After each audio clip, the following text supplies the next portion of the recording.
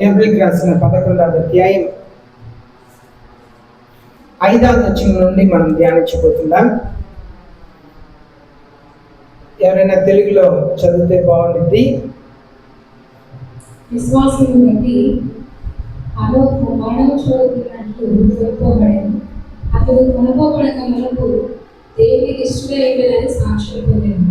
కాగా దేవుడు అతని కొనిపోయిన కనుక అతడు కనబడలేదు. విశ్వాసం లేకుండా దేవునికి ఇష్టమైనకుండా అసాధ్యం. దేవుడు హనోకుని గురించి మనం చూస్తున్నాము. హనోకు జీవితంలో మనం ఆది కాండంలో మనం చూసినట్లయితే అందరూ ఒక్కొక్కరుగా మరణించారు వస్తూ ఉంటుంది. కానీ హానోకు దగ్గర వచ్చిన వెంటనే అక్కడ హానోకు కనపడకపోయిను, దేవుడు హానోకుని ఎత్తుకున్నారు. ఇక్కడ మనం చూస్తున్నాము 5వ అధ్యాయంలో మనం చూస్తున్నాము. 5వ అధ్యాయంలో మనం చదివినట్లయితే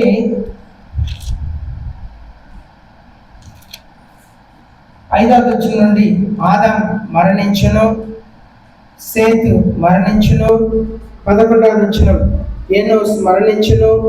14వ వచనం కేనన్ మరణించును, మెహలయాల్ మరణించును. 17వ అధ్యాయం 20వ వచనం జారీద్ మరణించును. దీని మధ్యలో 27వ వచనంలో మెతుసెలా మరణించును. 31వ వచనంలో లామెకు మరణించును. అందరూ మరణించారు రాయబడి ఉండగా 24వ వచనంలో మనం చూస్తున్నాము ఏనోకు వాక్ విత్ గాడ్, దేవునితో నడచును. He was not for God to give, ఆయన లేరు. హనోకు దేవునితో నడిచిన తరువాత దేవుడు తీసుకొని పోయిన కనుక అతడు లేకపోయాడు. దేవుడు తీసుకెళ్ళి వెళ్ళిపోయారంట. ఏనోస్ దేవునితో నడిచారంట. హనోకు దేవునితో నడిచారంట, దేవుడు తీసుకొని వెళ్ళిపోయారంట. మనం చూస్తున్నాము 365 సంవత్సరాలు ఆయన దేవునితో నడిచారంట. దేవునితో కలిగి ఉన్న అనుబంధంని బట్టి దేవుడు తీసుకున్నారంట. కారణం ఏంటంటే ఆయన మంచితనం, దేవునితో కలిగి ఉన్న బాంధవ్యంని ఇక్కడ మనం చూస్తున్నాం. అలాగే హానోకుని గురించి మనం చూస్తున్నాము. యూదా పత్రిక 14-15 వచనంలో చదువుతున్నాం. యూదా పత్రిక 14-15 వచనంలో చూస్తున్నాము. It was also about these men that Enoch in the 7th generation from Adam prophesied, saying, Behold, the Lord come with many thousands of his holy ones.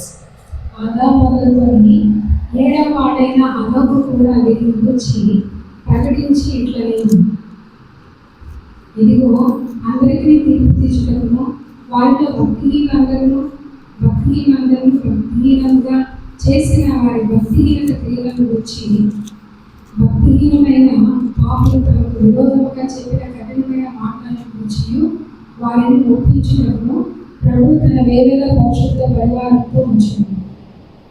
ఇక్కడ వివాహం అయిన తర్వాత 365 సంవత్సరాల దేవునితో హానోకు నడిచారంట.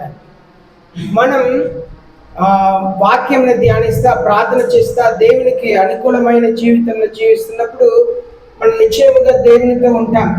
తను విశ్వాసం మూలముగా దేవునితో మంచి అనుబంధంని కలిగి ఉన్నారని చూస్తున్నారు. దేవుని పిల్లలకు బలమైన విశ్వాసం ఉండాలి జీవితంలో. అదే మనం ఇక్కడ చూస్తున్నాం. చూడండి, ఒక ధనవంతుడు ఉన్నాడు. ఆ ధనవంతుడు వచ్చి యేసయ్యని అడుగుతున్నారు, అయ్యా నేను పరలోక రాజ్యాన్ని స్వతంత్రించుకోవాలంటే నేను ఏం చేయాలి అని చెప్పి అడుగుతున్నారు. యేసయ్య చెప్తున్నారు, నువ్వు ఆజ్ఞల్ని పాటించు అన్నప్పుడు ఆయన చెప్తున్నారు, నా చిన్న వయసు నుండి నేను ఆజ్ఞలన్నింటినీ పాటిస్తున్నాను అని చెప్పగా యేసయ్య చెప్తున్నారు, one thing you lakh, go cell your possession.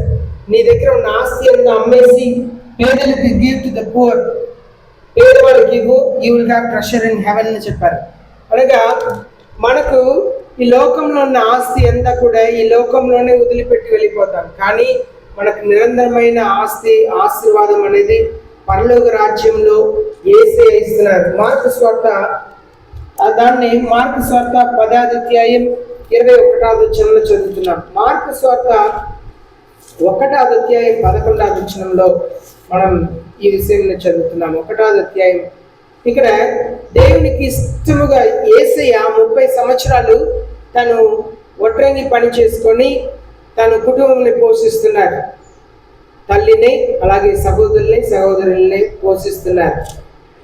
యేసయ్య బాప్తిజం తీసుకోవడానికి వచ్చినప్పుడు యేసయ్య మీద పరిశుద్ధ ఆత్మదేవుడు దిగి వచ్చారు. పరలోకం నుండి ఒక స్వరం వినిపిస్తుంది, you are my beloved son in whom I am well pleased. Mark's 1:1.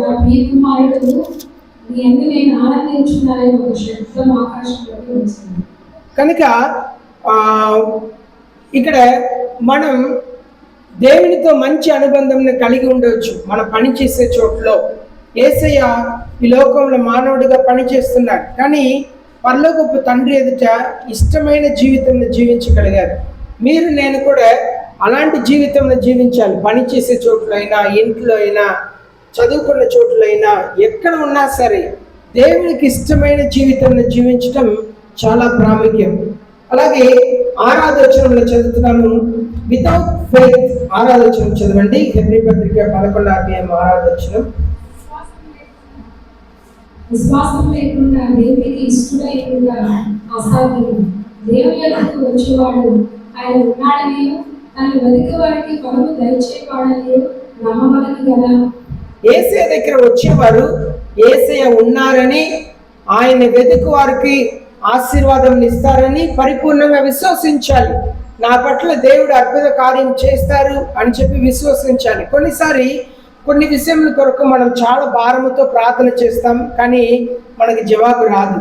ఎందుకు రాదంటే మనం అనుకుంటాము దేవుడు నా ప్రార్థన ఆలకించట్లేదు, దేవుడు నాకు జవాబు ఇవ్వలేదని మనం అనుకుంటాం.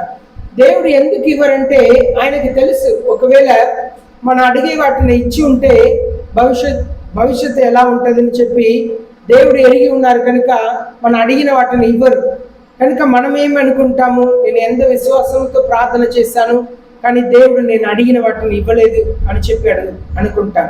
మనం అడిగిన వాటిని యేసే ఇవ్వకపోయినా కూడా మన మీద ఆయనకు ప్రేమ ఉండటం వల్లనే ఆయన ఇవ్వలేదని అర్థం. ఒకవేళ మనం అడిగిన వాటిని యేసే ఇచ్చి ఉన్న తర్వాత ఫ్యూచర్లో ఏం జరిగింది ఆయనకు తెలుసు కనుక ఆ విషయంలో జవాబు ఇవ్వరు.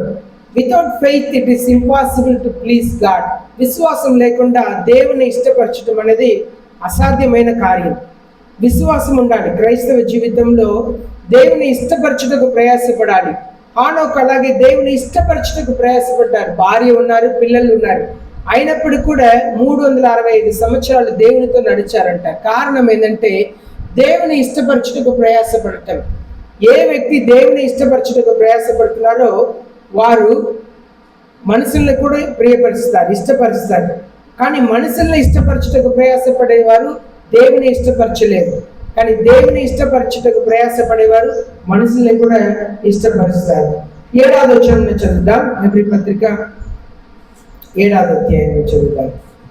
విశ్వాసమును బట్టి నోవాహు అది వరకు చూడని సంగతులను గురించి దేవుని చేత హెచ్చరింపబడి భయభక్తులు గలవాడై తన ఇంటి వారి రక్షణ కొరకు ఒక ఓడను సిద్ధం చేశాడు. అందువలన అతడు లోకం మీద నేరస్థాపన చేసి విశ్వాసమును బట్టి కలుగు నీతికి వారసుడయ్యాడు. నోవాహు విశ్వాసం వల్ల కలుగు నీతికి వారసుడయ్యారంట. ఎలా అయ్యారంటే దేవుడు ఆయనకు చెప్తున్నారు, ఇదిగో నోవాహు, నేను ఈ మాటని నీకు చెప్తున్నాను, చూడు, ఒక ఓడని కట్టు, నేను ఈ లోకంని జలప్రలయముతో నేను నాశనం చేయబోతున్నాను కనుక నీకు ఒక ఓడని కట్టు, నీ కుటుంబం అంతా రక్షించబడాలని దేవుడు చెప్తున్నారు. 100 సంవత్సరాలు ఓడని కట్టారు నోవాహు. 100 సంవత్సరాలు ఓడని కట్టిన నోవాహు తను ప్రజల్ని బాగు చేయడానికి ఎంతో ప్రయాసపడ్డారు. ప్రజల దగ్గర వెళ్ళి ప్రజలందరూ కూడా వచ్చి బ్రహ్మాండమైన చాలా పెద్ద ఓడని చూసి ఆశ్చర్యపడుతున్నారు, కానీ విశ్వసించలేదు. నోవాహు మాటని నమ్మలేదు.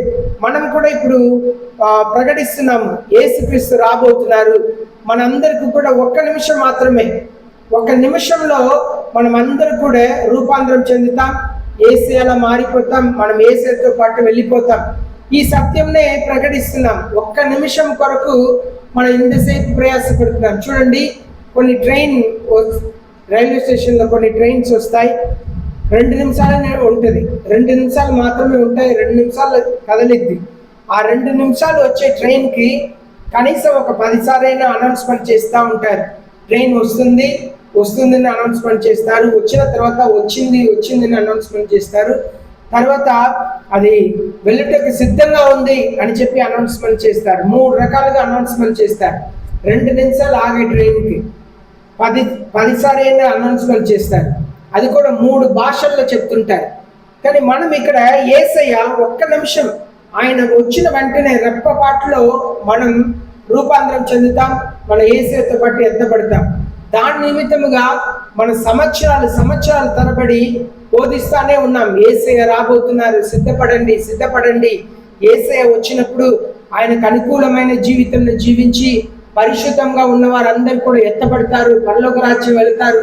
లేనిచో మిగిలిన వారందరూ కూడా ఈ లోకంలో విడవబడతారు.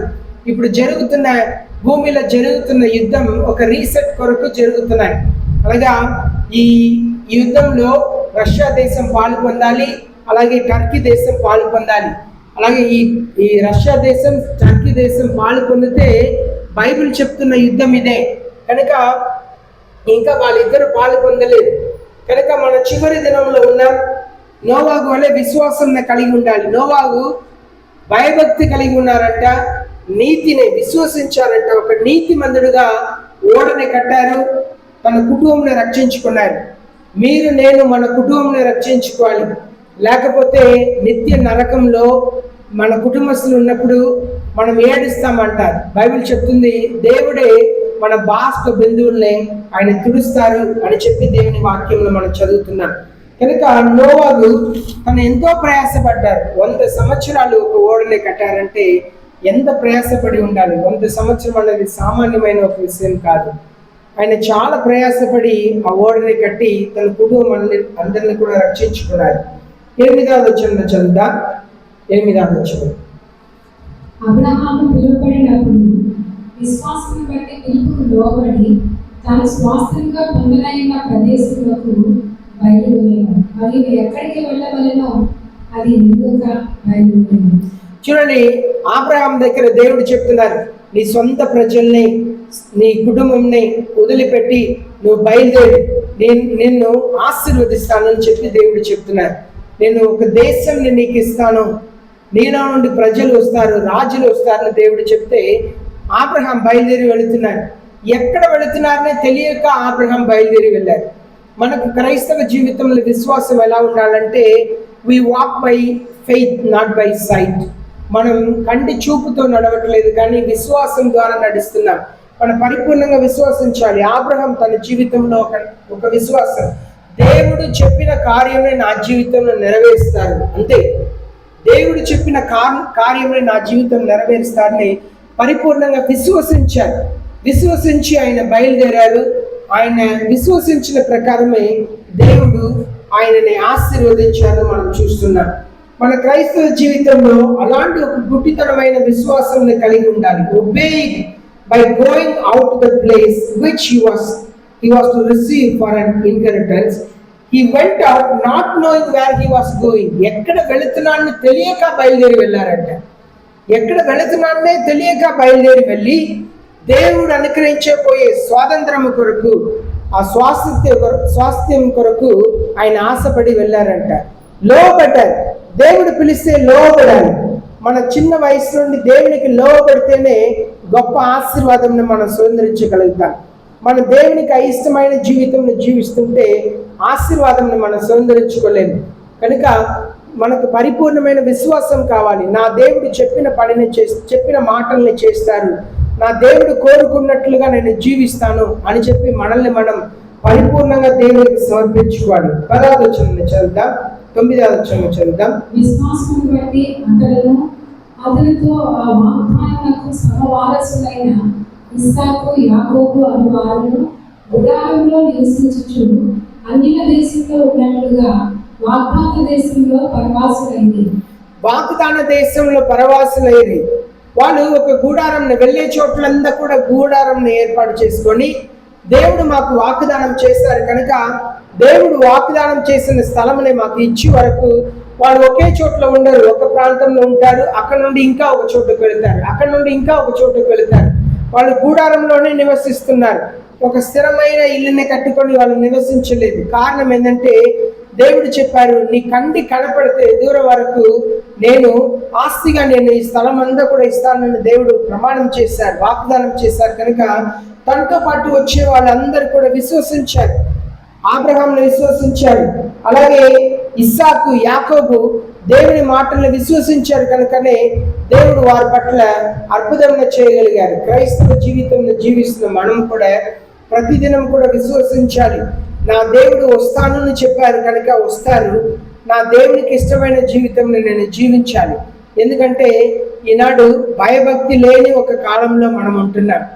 ఎక్కడ చూసినా దేవుని మీద భయం లేదు, భక్తి లేదు. ఎవరికి ఎట్లా పడతా అలాంటి జీవితంలో జీవిస్తున్నారు, భయంకరమైన లోకంలో జీవిస్తున్నారు. కనుక మన జీవితంలో జాగ్రత్తగా మనం కాపాడుకొని పరిశుద్ధతలో నడుచుటకు మనం పిలువబడి ఉన్నాం. చూడండి 10వ వచనంలో చదువుదాం. ఏలయనగా దేవుడు దేనికి శిల్పియు నిర్మాణకుడై ఉన్నాడో పునాదులు గల ఆ పట్టణం కొరకు అబ్రహాము ఎదురు చూచుచుండెను. దేవుడు ఒక పట్టణంని నిర్మాణిస్తున్నారు. ఆ దేవుడు నిర్మాణించే పట్టణంని ఆశించి వాళ్ళు వెళుతున్నారు. దేవుడు ఎక్కడ నా కొరకు ఒక పట్టణంను ఉంచారు తెలియకపోయినా కూడా అబ్రహాం ప్రయాణం చేస్తూనే ఉన్నారు, ఇస్సాకు ప్రయాణం చేస్తూ ఉన్నారు, యాకోబు ప్రయాణం చేస్తూ ఉన్నారు. వారిని సందదిగా దేవుని మాటని పట్టుకున్నారు. దేవుడు ఒక పట్టణంని నిర్మాణిస్తున్నారు, ఆ పట్టణంని నాకు ఇస్తారు, ఆ పట్టణంలో నేను నివసిస్తాను.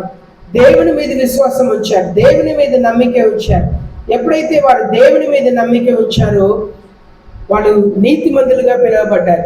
మీరు నేను దేవుని ఎదుట నీతిమంతులుగా మారాలంటే దేవునికి ఇష్టమైన వాళ్ళుగా ఉండాలి. దేవుడు చెప్పిన మాటని పట్టుకొని విశ్వసించాలి. దేవుడు నిశ్చయముగా తను వాగ్దానం చేసిన కార్యంని నెరవేరుస్తారు అని చెప్పి విశ్వసించాడు. కొన్నిసారి ఆలోచన చేసి చూస్తే అబ్రహాం జీవితంలో దేవుడు చెప్పిన వాగ్దానాన్ని స్వతంత్రించుకోలేదు.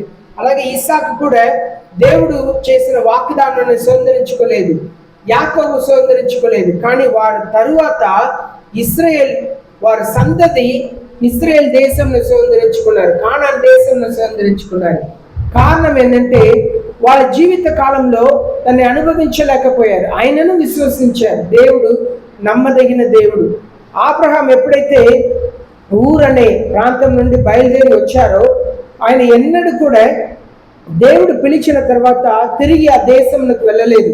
కారణం ఏంటంటే పిలిచిన దేవుడు నమ్మదగిన దేవుడు కనుక ఆయన మీద నేను విశ్వాసం వస్తే ఎన్నడూ కూడా ఆయన నన్ను వదిలిపెట్టరు, నన్ను కష్టంలో అనుమతించరు అని చెప్పి విశ్వసించారు. కనుక దేవుడు అబ్రహాం విశ్వాసంని గణపరిచారు, అబ్రహాం నీతిమంతుడిగా మారాడు.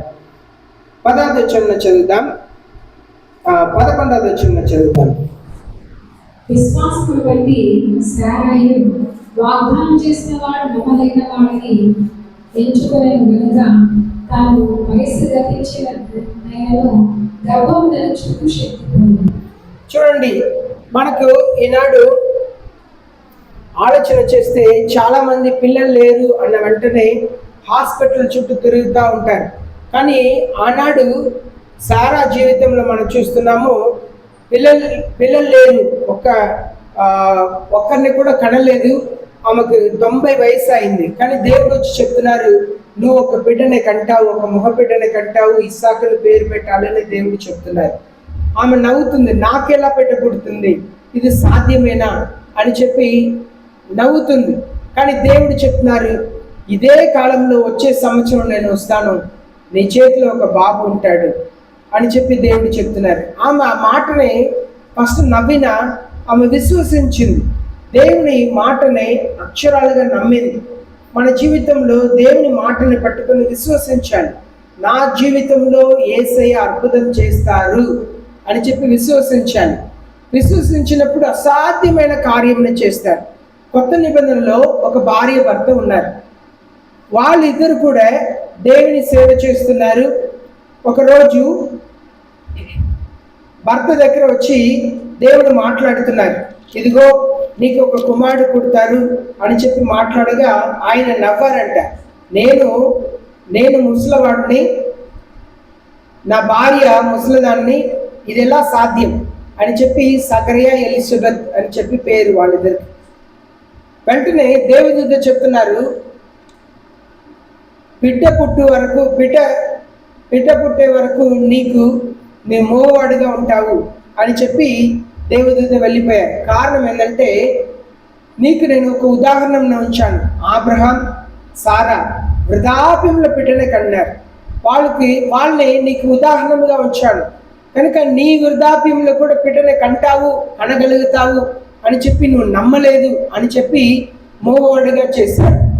మనకు దేవుడు ఎన్నో ఉదాహరణలని దేవుడు ఉంచారు. ఆ వచనం చదవండి. దూత, నేను దేవి సముఖంలో నిలుచు గాబ్రియేలును, నీతో మాట్లాడటకు ఈ స్వర్తమానం నేను తెలుపుటకు పంపబడింది. మరియు నా మాటలు వాటి కాలమందు నెరవేరును. నీవు వాటిని నమ్మలేదు కనుక ఈ సంగతులు జరుగు దినం వరకు నీవు మాట్లాడక మౌనయుందుమని అప్పుడు చెప్పింది. చూడండి, కారణం ఏంటంటే, ఎందుకు సకరియాకు అలాగే ఒక శిక్ష ఇచ్చారు. నువ్వు బిడ్డ పుట్టే వరకు నువ్వు మౌనిగా ఉంటావు, మాట్లాడలేవు అని చెప్పారంటే, ఉదాహరణని దేవుడు ఉంచారు. పాత నిబంధనలో అబ్రహాం, సారాని ఉదాహరణగా ఉంచారు. ఉదాహరణగా ఉంచినప్పుడు కూడా నమ్మలేదు కనుక వాళ్ళ శిక్ష పడింది. ఈనాడు కూడా దేవుడు ఎన్నో ఉదాహరణలు మనకు ఉంచారు. ఉదాహరణలు ఉంచినప్పుడు కూడా మనం నమ్మకపోతే మనకు కూడా అలాంటి శిక్ష తప్పదు. కనుక దేవుడు ఎన్నో కార్యములని మనకు పదే పదే వాక్య మూలంగా తెలియపరుస్తూ ఉన్నారు, వాక్య మూలంగా మాట్లాడుతూ ఉన్నారు. మనం దాన్ని విశ్వసించి నమ్మాలి. నా దేవుడు చెప్పిన మాటని ఉదాహరణల బట్టి నమ్మాలి. కొన్నిసార్లు జీవితంలో మనం ఓటమి చెందుతాం. ఓటమి చెందినప్పుడు యేసయ్య నన్ను చేయి విడిచారు అని చెప్పి దేవునికి దూరం అయిపోకూడదు. జీవితంలో కష్టాలు వస్తాయి. నాకు పాఠం నేర్పించిన ఒక మంచి సార్, తను ఒక 2 సంవత్సరాల క్రితం తను ఆత్మహత్య చేసి చనిపోయారంట. ఎలాంటి వారైనా, ఎంత వాక్యం తెలిసినా కూడా, ఎంత బైబిల్ తెలిసినా, ఎంత నీతి కలిగిన జీవితంలో జీవించినా కూడా శోధనలు వచ్చినప్పుడు నిలిచి ఉండాలి. నిలిచి ఉండక మనం పోతే నరకం వెళుతాం. అది నరకం తప్పదు. కారణం ఏంటంటే, బైబిల్ గ్రంథంలో ఒక వ్యక్తి ఉన్నారు. ఆయన పేరు సంసోన్ పేరు. ఆ సంసోన్ తన జీవితంలో పరిశుద్ధాత్మ అభిషేకంను కలిగి ఉన్నారు. కానీ పరిశుద్ధాత్మ అభిషేకంను కలిగి ఉన్న సంసోన్ జీవితంలో దేవునికి విరోధమైన కార్యములు చేశాడు. దేవుని ఆశీర్వాదమైన అభిషేకంను కోల్పోయాడు. అభిషేకంను కోల్పోయిన తర్వాత సంసోన్ జీవితంలో జరిగిన సంఘటన ఏంటంటే, ఆయనలో ఉన్న బలమంతా పోయింది. ఆయన చాలా బలం కలిగిన వ్యక్తి సంసోను. ఆయన తల వెంట్రుక అంతా కూడా పుట్టినప్పటి నుండి కూడా తీయలేదంట. ఒక స్త్రీతో సహవాసం కలిగి ఉన్నాడు. ఆ స్త్రీని వేధిస్తున్నారు. ఆ ప్రాంతంలో ఉన్న ప్రజలు వేధిస్తున్నారు. నువ్వు ఆయనకి ఎక్కడి నుండి బలం వస్తుందని కనుకో, లేకపోతే నిన్ను, నీ కుటుంబంని కాల్ చేసేస్తామని బెదిరిస్తున్నారు. ఆమె భయపడి ప్రతిదినము కూడా సంసోన్ని వేధించడం మొదలుపెట్టింది. నిజం చెప్పు, ఎక్కడ నీ బలం ఉంది, ఎక్కడ నీ బలం ఉందని అడగగా చివరిగా ఆయన చెప్పేశాడు, నా తల వెంట్రికనే నేను పుట్టినప్పటి నుండి తీయలేదు, దాన్ని తీస్తే నా బలం అంతా పోయింది. నేను తల వెంట్రికల బలం లేదు, కానీ దేవునికి లోబడటం, దేవునికి లోబడే చివరి కాలం వరకు పరిశుద్ధ ఆత్మ దేవుని బలం ఆయన మీద ఉంది. ఎప్పుడైతే తల వెంట్రికను తీసివేసేసారో పరిశుద్ధ ఆత్మ దేవుడు ఆయన వదిలేసి వెళ్ళిపోయారు. ఆయన తీసుకెళ్ళి ఫిలిష్తీయులు అనేవారు పిండి రుద్దే ఒక చోట్ల ఆయన తీసుకెళ్లి పనికి పెట్టారు. ఆయన ఎత్తుకు బదులుగా ఆయన ఆ పనిని చేస్తా ఆ చోట్ల ఉన్నారు. కొంతకాలం తర్వాత ఆయన ఇలాగ ప్రార్థన చేశారంట, అయ్యా ఈ ఒక్క పర్యాయం నన్ను జ్ఞాపకం ఉంచుకోండి, నాకు సహాయం చేయండి అని అడిగితే దేవుడు బలం ఇచ్చారంట. ఒక పండగ వచ్చింది.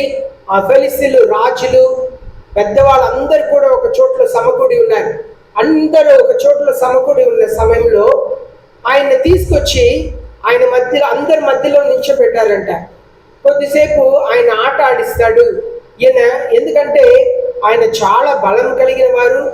ఆయన ఎన్నెన్నో కార్యముల్ని, ఆయన ద్వారా చాలా నష్టంని ఫిలిష్తీయులు పొందారు కనుక ఆయన తీసుకొచ్చారంట. ఆయన తీసుకెళ్తున్న వ్యక్తిని అడుగుతున్నారు, ఈ బిల్డింగ్ అంతా దేని మీద ఆనుకొని ఉందో దాని మధ్యలో తీసుకెళ్ళంటే రెండు పిల్లర్ ఉంది అని చెప్తే దాని మధ్యలో ఆయన నిల్చోబెట్టారంట. ఆయన ప్రార్థన చేసుకున్నాడు, దేవా నన్ను ఒక్కసారి జ్ఞాపకం ఉంచుకోండి, నాకు మీ అభిషేకం ఇవ్వండి అంటే తను ఒట్టి చేతితో ఆ రెండు పిల్లర్ని ఆయన నెట్టగా అది కూలిపోయిందంట. బిల్డింగ్ అంతా కూలిపోతే 3000 మంది ఆ రోజు చనిపోయారంట. ఆయన బ్రతికి ఉన్న దినముల కంటే ఆయన మరణ సమయంలో ఎక్కువ మందిని చంపేశారు, ఆ శత్రువుల్ని చంపేశారని చెప్పి వాక్యం చెప్తుంది. ఇక్కడ మనం ఏం నేర్చుకున్నామంటే సంసోనుకున్న విశ్వాసం. సంసోన్ చనిపోయే చివరి సమయంలో కూడా ఆయన విశ్వాసాన్ని కోల్పోలేదు. దేవుడు అందరిని క్షమించగలుగుతారు. మానవుడు మరణించే చివరి నిమిషం వరకు పాపములను క్షమిస్తానే ఉంటారు. ఎంత పాపమైనా సరే ఆయన క్షమించలేని పాపమని ఈ లోకంలో ఏది లేదు. ఆయన ఎవరినైనా క్షమించగలుగుతారు, ఎంత పాపి అయినా క్షమించగలుగుతారు. సిలువ మీద యేసయ్య అటు ఇటు ఒక దొంగల్ని సిలువ వేశారు. ఇద్దరు కూడా వాళ్ళ గురించి ఏమని బైబిల్ చెప్తుందంటే నటోరియస్ క్రిమినల్, అంటే భయంకరమైన క్రిమినల్ వాళ్ళు సిలువ మరణములకు అరుగులు కనుకని సిలువ వేశారు. ఆయన నోరు తెరిచి తన పాపంలో ఏమీ ఒప్పుకోలేదు, కానీ యేసయ్య అనే హృదయంలో విశ్వసించారు. ఏమని విశ్వసించారంటే ఈయన నీతిమంతుడు, ఈయన దేవుడు, ఈయనకు ఒక రాజ్యం ఉందని విశ్వసించి ఒక దొంగ ఇలాగ ప్రార్థన చేశారు, మీ రాజ్యంలో నన్ను జ్ఞాపకం ఉంచుకోండి అని చెప్పి ప్రార్థన చేశారు. దేవుడు ఆయన్ని అంగీకరించారు. కనుక జీవితంలో విశ్వాసాన్ని కలిగి ఉండండి. ఎన్నడూ కూడా దేవుడు మీరు జీవితంలో ఒక చివరి స్థానంలోకి వెళ్ళవచ్చు, ఇంకా జీవితం అంతే నేను బ్రతకలేను, అలాంటి స్థితిలో కూడా యేసయ్య బ్రతికించుటకు సామర్థ్యం కలిగిన దేవుడు, అద్భుతం చేయటకు సామర్థ్యం కలిగిన దేవుడు. నిన్న రాత్రి టీవీలో న్యూస్ వింటుంటే ఎంతోమంది ఆత్మహత్య చేసుకుంటున్నారు. మంచి స్థితిలో ఉన్న వాళ్ళు కూడా ఆత్మహత్య చేసుకుంటున్నారు, ప్రాణంని పోగొట్టుకుంటున్నారు. దేవుని పిల్లలు ఒక విశ్వాసం ఉండాలి, నా దేవుడు నన్ను క్షమిస్తాడు, నా దేవుడు నన్ను ప్రేమిస్తున్నారు, నా దేవుడు నన్ను చూస్తున్నారు, నా దేవుడు మనుషుల్లో ఎన్నడూ కూడా నన్ను చేయి విడిచిపెట్టరు అని చెప్పి విశ్వాసం ఉండాలి. మనం ఎలా మరణిస్తున్నామన్నది చాలా ప్రాముఖ్యం.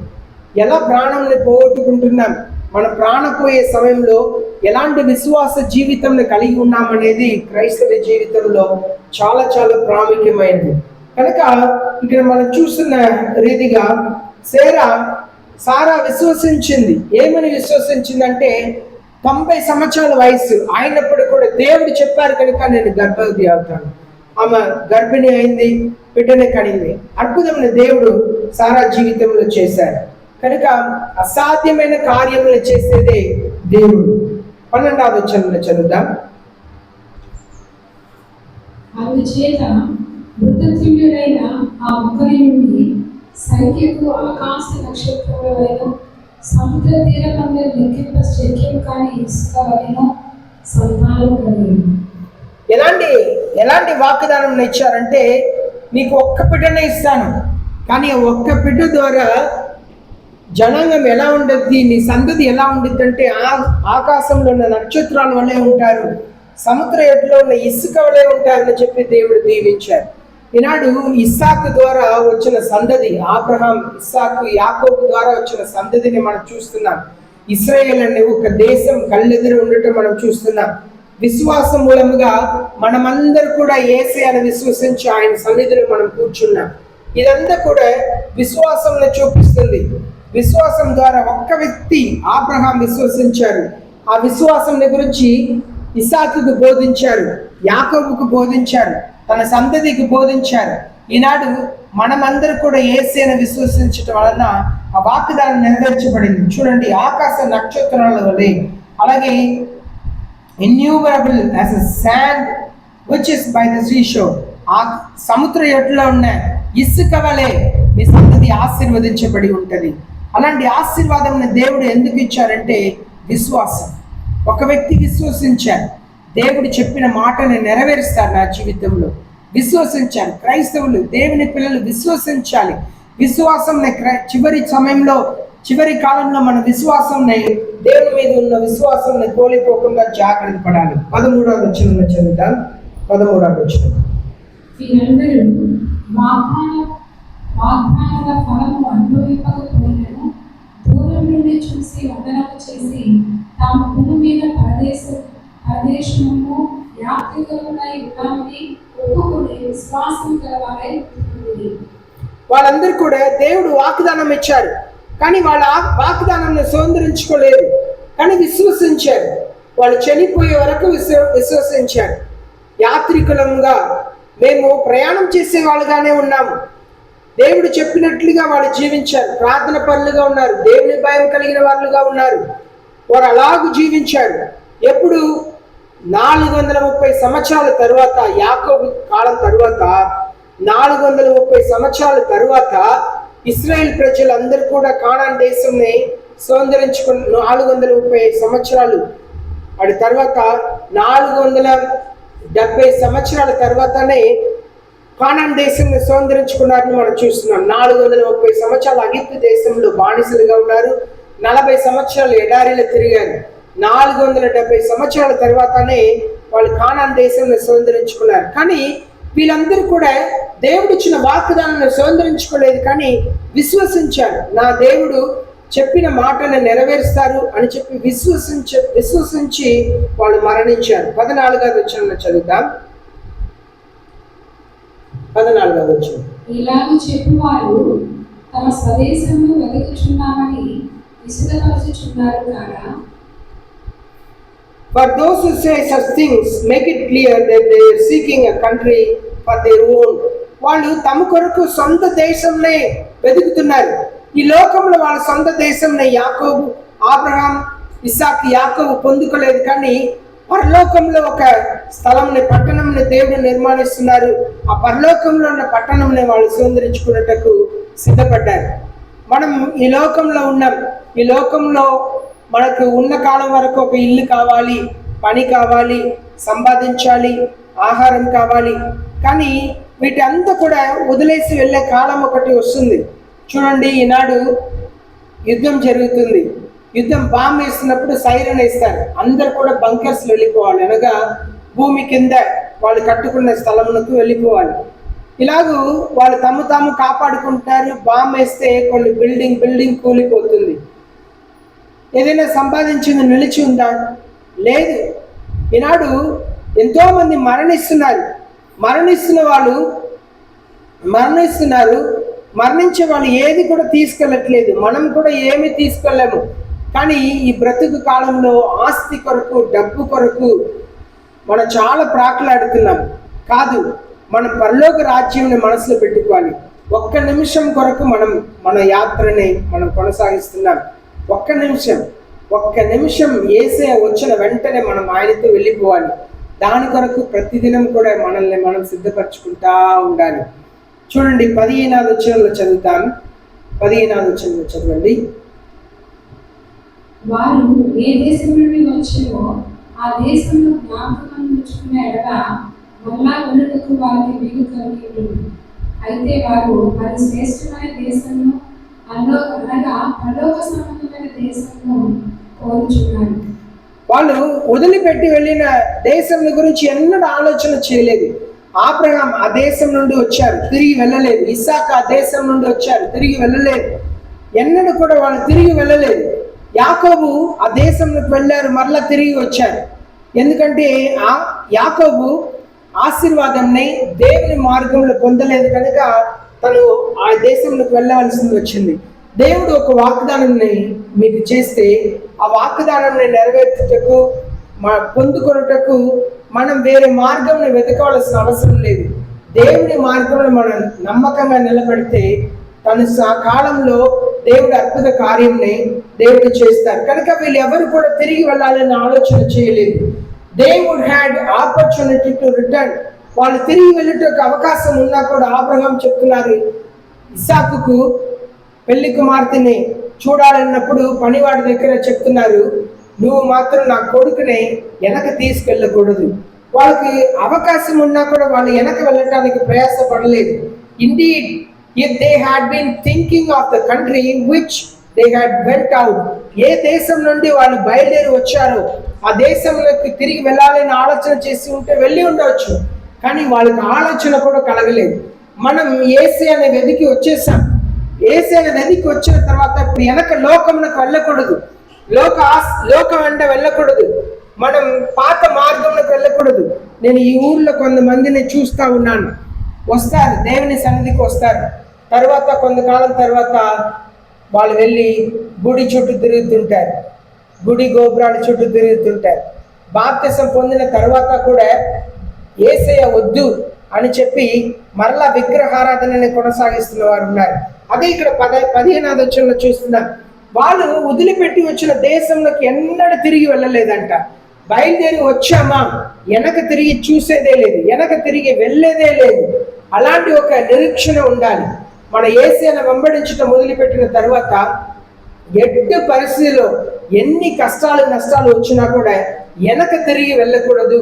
నేను వెళ్ళను అని చెప్పి ఒక నిరీక్షణని కలిగి ఉండాలి, ఒక విశ్వాసం కలిగి ఉండాలి. 16వ వచనం చదువుతాం. అయితే వారు మరి శ్రేష్టమైన దేశమును అనగా పరలోక సంబంధమైన దేశమును కోరుచున్నారు. అందుచేత తాను వారి దేవుడినని అనిపించుకున్నప్పుడు దేవుడు వారి గురించి సిగ్గుపడడు. ఏలైనగా ఆయన వారి కొరకు ఒక పట్టణం సిద్ధపరిచి ఉన్నాడు. చూడండి, దేవుడు వారి దేవుడిని చెప్పుటకు సిగ్గుపడలేదంట. నేను అబ్రహాం దేవుణ్ణి, ఇస్సాకు దేవుణ్ణి, యాకోబు దేవుడిని చెప్పుటానికి సిగ్గుపడలేదంట. ఎందుకంటే వాడు వెనక తిరిగి వెళ్ళలేదు, వాడు వదిలిపెట్టి వచ్చిన దేశంని వెనక తిరిగి వెళ్ళలేదు. క్రైస్తవ జీవితంలో యేసయ్యను విశ్వసించి ముందు వచ్చామా అంతే, ఆ నమ్మకమును పట్టుకోవాలి.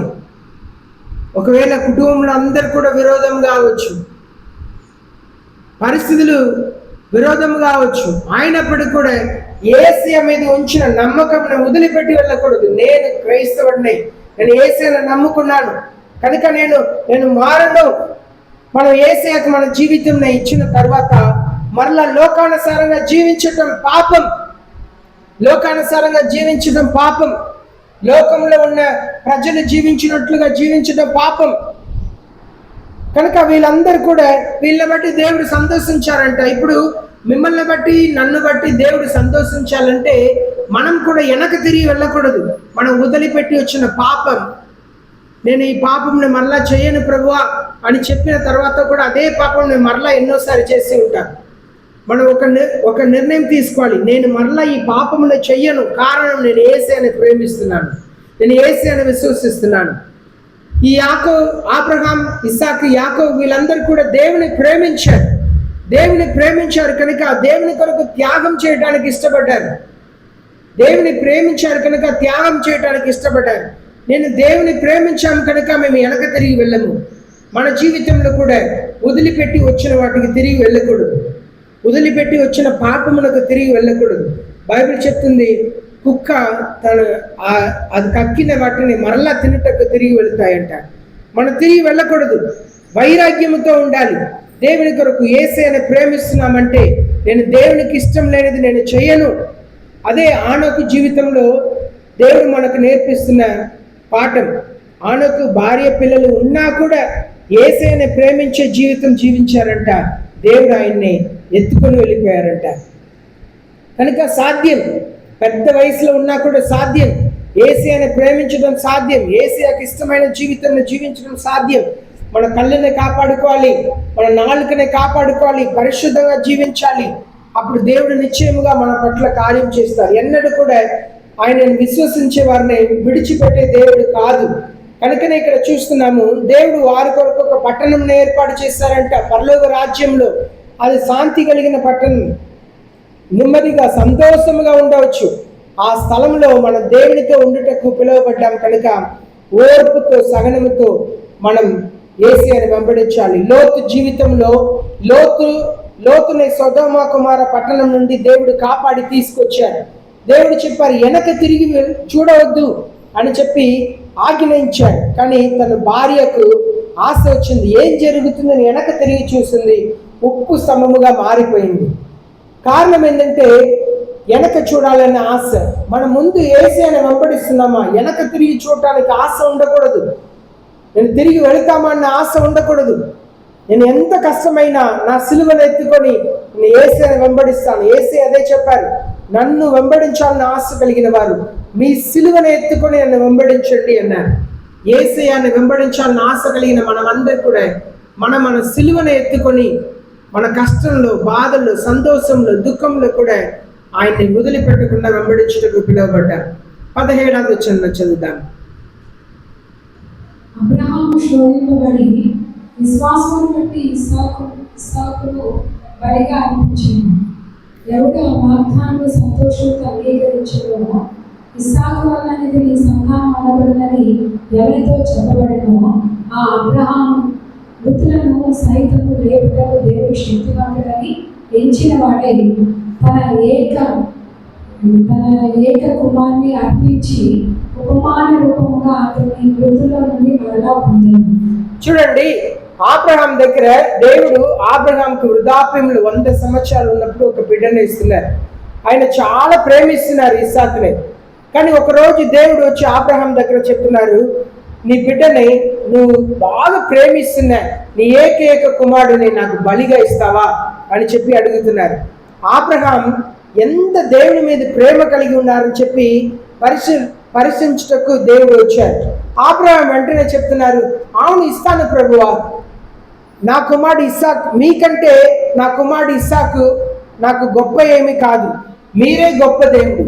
ఆయన ఇస్సాకుని బలి ఇచ్చుటకు సిద్ధపడ్డారు. ఉదయకాలంలో లేచి బయలుదేరారు.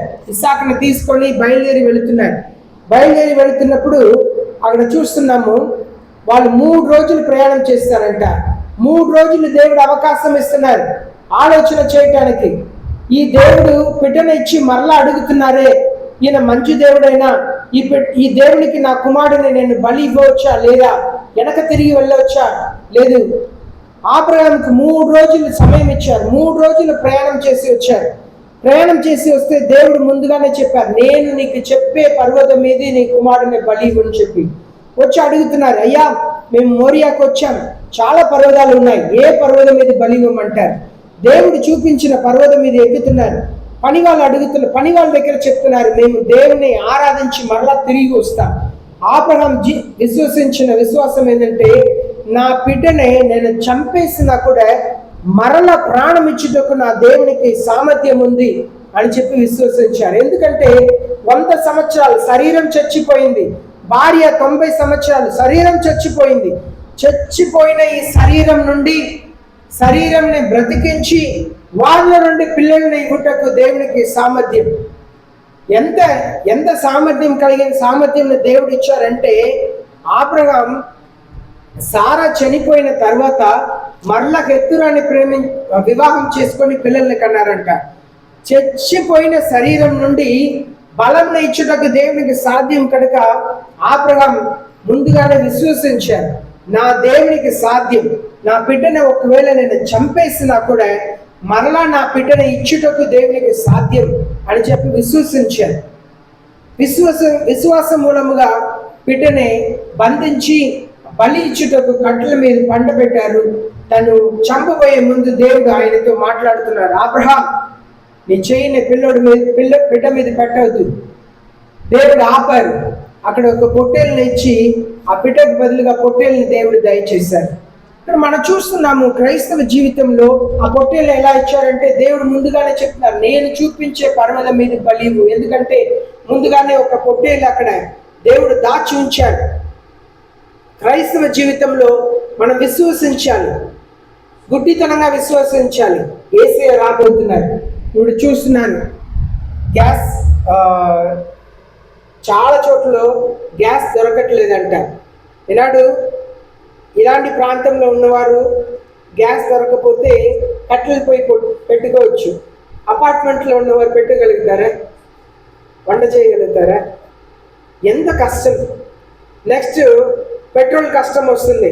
ఉన్న టీవీలో న్యూస్లో చెప్తున్నారు, సింగపూర్లో కొన్ని కిలోమీటర్ కార్లు లైన్గా ఉన్నాయి పెట్రోల్ పోయించడానికి. అందరూ కార్ ఫుల్గా నింపుకొని వెళుతున్నారు. నెక్స్ట్ కొంతకాలం తర్వాత పెట్రోల్ సమస్య వస్తాయి, తర్వాత ఇంటర్నెట్ సమస్య వస్తాయి, ఎలక్ట్రిసిటీ కరెంటు సమస్య వస్తాయి. దాని ముందు కరువు రాబోతుంది. దేవుని వాక్యం సెలవిస్తుంది, భయంకరమైన ఆహార కరువు రాబోతుంది. ఈనాడు మనం ఎలాగో గ్యాస్ సిలిండర్ లేకపోయినా కూడా ఎలాగో మనం వంట చేసుకొని తినడానికి మనకు సమృద్ధి అయిన ఆహారం ఉంది. కానీ ముందు ఉన్న దినంలో భయంకరమైన కరువు రాబోతుంది. యుద్ధం ఇప్పటికల్లా ఆగే పరిస్థితి లేదు. యుద్ధం రోజు రోజుకి అది పెరిగే పరిస్థితికి వస్తుంది. ఎందుకు దేశాలంతా ఆగి ఉన్నారంటే, ఇది మూడవ ప్రపంచ యుద్ధముగా మారిపోతే, యుద్ధం తీవ్రమైపోతే నష్టం ఎక్కువ అయింది. కనుక మనం ఇలాంటి కాలంలో మనం విశ్వసించింది, నేను నమ్ముకున్న యేసయ్య నన్ను ఎన్నడూ చేయి విడిచిపెట్టరు. అది భయంకరమైన కరువు రావచ్చు, లేదు ఇంకా నేను ఊహించలేని కార్యం కూడా జరగవచ్చు. కానీ నా దేవుడు మాత్రం నన్ను ఎన్నడూ కూడా చేయి విడిచిపెట్టరు అని చెప్పి విశ్వసించాలి, నమ్మకం ఉంచాలి. ప్రతిదినం కూడా వాక్యంను చదవాలి, మోకరించి ప్రార్థన చేయాలి. మనలో ఉన్న పాపముల గురించి దుఃఖించాలి. దేవునికి విరోధమైన పాపములు మీ జీవితంలో ఉన్నట్లయితే దేవుని సన్నిధిలో పశ్చాత్తాపడాలి. అయ్యా నన్ను క్షమించండి ప్రభువా, నేను మీకు దూరమైన జీవితం జీవిస్తున్నాను. అయ్యా నా పాపములను క్షమించండి, నన్ను కనికరించండి ప్రభువా, మీ కృపను నాకు దయచేయండి. నేను దేవుని సన్నిధిలో పశ్చాత్తాపడాలి, పశ్చాత్తాపంతో ఏడవాలి, దేవుని సన్నిధిలో ప్రార్థన చేయాలి. దేవుని సన్నిధిలో అయ్యా ఊహకందని కార్యం చేయుటకు సామర్థ్యం కలిగిన దేవుడు మీరు, నాకు జ్ఞానం ఇచ్చుటకు మీకు సాధ్యం. వాక్యంలో మన యాకోబు పత్రికలో చదువుతున్నాము, దేవుని దగ్గర జ్ఞానం ఉందంట. జ్ఞానంలో కొదువుగా ఉన్నవారు నన్ను అడగవలనని దేవుని వాక్యం సెలవిస్తుంది. జ్ఞానంలో ఇస్తారంట. దేవుడు జ్ఞానం ఇచ్చే దేవుడు. జ్ఞానం లేని పిల్లలకి జ్ఞానం ఇచ్చే దేవుడు. మనందరికి జ్ఞానం కావాలి. చదువుకున్న పిల్లలకే కాదు, పెద్దలకు కూడా జ్ఞానం కావాలి. జ్ఞానం లేని వారికి జ్ఞానం ఇచ్చే దేవుడు అంట. అనారోగ్యం ఉన్న వారిని బాగు చేసే దేవుడు అంట. ఒంటరితనంలో ఉన్న వారిని ఆదరించే దేవుడు అంట. దేవుని దగ్గర రావాలి, దేవుని దగ్గర పశ్చాత్తాపడాలి, దేవుని దగ్గర వచ్చి అయ్యా నేను మిమ్మల్ని విశ్వసిస్తున్నాను, నాకు సహాయం చేయండి ప్రభువా, నా దిక్కు మీరే, నా సహాయం మీరే, నన్ను కనికరించండి తండ్రి అని చెప్పి దేవుని సన్నిధిలో భారముతో ప్రార్థన చేయాలి. దేవుని విశ్వసించాలి. నా పట్ల అద్భుతం చేయండి ప్రభువా, నా పట్ల అద్భుత కార్యం చేయండి, ఒక ఆశ్చర్య కార్యం చేయండి అని దేవుని సన్నిధిలో అడగాలి. దేవుడు నిశ్చయంగా అద్భుతం చేస్తారు. విశ్వసించాలి. క్రైస్తవ జీవితంలో విశ్వాసం చాలా ప్రాముఖ్యం. యేసయ్య ఈ లోకంలో ఉన్నప్పుడు ఒక మాట చెప్పారు, మనుష్య కుమారుడు తిరిగి వచ్చినప్పుడు ఈ లోకంలో విశ్వాసంని కనుగొనునా అన్నారు. అనగా ఈనాడు విశ్వాసం కరిగిపోతుంది. ఏదేదో నమ్ముకుంటున్నారు. మన చివరి దినంలో జీవిస్తున్నాం. మనం మోకరిస్తాం, ప్రార్థన చేస్తాం, దేవుని సన్నిధిలో అడుగుతాం, అయ్యా మీ మీద పరిపూర్ణమైన విశ్వాసం నాకు దయచేయండి ప్రభువా, పరిపూర్ణమైన విశ్వాసం దయచేయండి. మీరు నమ్మదగిన దేవుడు. పిల్లలు కూడా అడగాలి, అయ్యా మీరు జ్ఞానంలో కొదువుగా ఉన్న వారిని జ్ఞానం అడగమన్నారు కదా, నాకు జ్ఞానం కొదువుగా ఉన్నది ప్రభువా, నాకు జ్ఞానం ఇవ్వండి ప్రభువా, నాకు సహాయం చేయండి. పెద్దలకు కూడా, తల్లిదండ్రులకు కూడా జ్ఞానం కావాలి, పెద్దవాళ్ళకు కూడా జ్ఞానం కావాలి. దేవుని అడుగుతాం, అయ్యా నాకు సహాయం చేయండి ప్రభువా, మిమ్మల్ని విశ్వసించే జీవితం నాకు దయచేయండి, మిమ్మల్ని పరిపూర్ణంగా నేను విశ్వసించాలి ప్రభువా, నాకు సహాయం చేయండి. పరలోకపు తండ్రి నన్ను కనికరించండి అని అడుగుతాం. దేవుని నమ్మువారికి ఏ కొదువు లేకుండా చేసే దేవుడు, ఆయన విశ్వసించే వారిని ఎన్నడూ విడిచిపెట్టని దేవుడు యేసయ్య.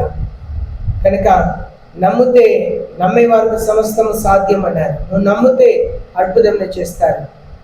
నీ విశ్వాసం చొప్పున నీకు జరుగును గాక అన్నారు. నువ్వు విశ్వసిస్తే దేవుడు నీ జీవితంలో అద్భుతం చేస్తారు.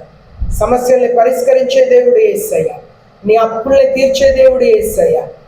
నువ్వు చెప్పు దేవుని దగ్గర, అయ్యా నాకు అప్పు సమస్య ఉంది ప్రభువా, నా అప్పుల్ని తీరుస్తావా, దేవుడు నిశ్చయముగా నీ పట్ల కార్యం చేస్తారు. నువ్వు నమ్మితే దేవుని మహిమను చూస్తావు. ప్రార్థన చేస్తావు. మహాప్రేమ కలిగిన మా పరలోకపు తండ్రి, పరిశుద్ధముల దేవ, మీ మీద పరిపూర్ణమైన విశ్వాసం కలిగి ఉండటకు మాకు సహాయం ఇచ్చింది ప్రభువా. ఈ విశ్వాసం దయచేయండి, విశ్వాస జీవితం మాకు దయచేయండి. పరలోకపు తండ్రి, పరిశుద్ధ ఆత్మ దేవుని అభిషేకం దయచేయండి. మీ పరిశుద్ధ ఆత్మ దేవుని అభిషేకం లేకపోతే మేము ఏమి చేయలేము తండ్రి. దయచేసి మమ్మల్ని కనికరించమని ప్రార్థన చేస్తున్నాను. కృప కలిగిన దేవా, దయలైన తండ్రి మీకు స్తోత్రములు తెలియపరుస్తున్నారు. అయ్యా, ఈ వారం అంతా కూడా మీ కొరకు వైరాగ్యం కలిగి జీవించుటకు సహాయం చేయండి. పాపమునకు దూరంగా ఉండటకు సహాయం చేయండి.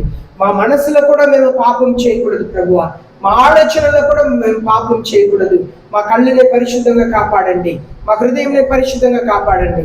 మమ్మల్ని పరిశుద్ధంగా మీరు కాపాడి మీరు మాకు సహాయం చేయమని మీ కృప కలిగిన హస్తంలో మమ్మల్ని సమర్పించుకొని మీకే వందనాలు స్తోత్రములు తెలియపరచుకొని యేసయ్య నామములో ప్రార్థిస్తున్నాను పరలోకపు తండ్రి. ఆమేన్.